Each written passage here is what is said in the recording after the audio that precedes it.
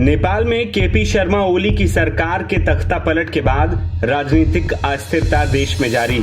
इस बीच नेपाल के Gen Z चहेते wrapper और काठमांडू के मेयर बालेन शाह ने बड़ा बयान दिया और अंतरिम सरकार को अपना सपोर्ट दिया। बालेन शाह ने कहा कि उन्होंने पीएम पद स्वीकार नहीं किया था।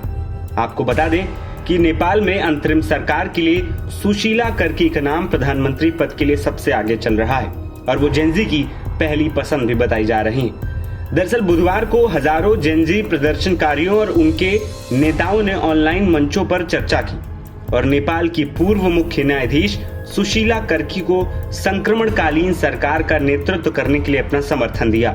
सोमवार और मंगलवार को काठमांडू में हुए विरोध प्रदर्शनों में 30 लोगों की मौत हुई है। मंगलवार को प्रदर्शन उग्र होने के बाद प्रधानमंत्री केपी शर्मा ओली को इस्तीफा देना पड़ा, जिसके बाद बुधवार को जनरेशन जेड नेताओं ने नए नेतृत्व को लेकर चर्चा की। इस बीच प्रधानमंत्री की रेस में जिस मेयर बालेन शाह का नाम आगे चल रहा था, उन्होंने अब जेनजी की पसंद का समर्थन किया है और एक खास संदेश भी दिया है। फेसबुक पर पोस्ट करते हुए बालेन शाह ने लिखा कि प्रिय जेनजी और सभी नेपालियों से मेरा अनुरोध है कि देश इस समय एक अभूतपूर्व स्थिति से गुजर रहा है। आप अब एक सुनहरे भविष्य की ओर कदम बढ़ा रहे हैं। कृपया इस समय घबराएं नहीं, धैर्य रखें। अब देश को एक अंतरिम सरकार मिलने वाली है जो देश में नए चुनाव कराएगी। इस अंतरिम सरकार का काम चुनाव कराना और देश को एक नया जनादेश देना है। मैं पूर्व मुख्य न्यायाधीश सुशीला कर्की को इस अंतरिम चुनावी सरकार का नेतृत्व सौंपने का आपके प्रस्ताव का पूर्ण समर्थन करता हूं। मैं आपकी समझ, बुद्धिमत्ता और एकता का तहे दिल से सम्मान करता हूं। इससे पता चलता है कि आप कितने परिपक्व हैं। मैं अपने उन दोस्तों से जो इस समय नेतृत्व संभालने की जल्दी में हैं, यही कहना चाहता हूं कि देश को आपके जुनून, आपकी सोच और आपकी ईमानदारी की स्थायी रूप से जरूरत है, अस्थायी रूप से नहीं।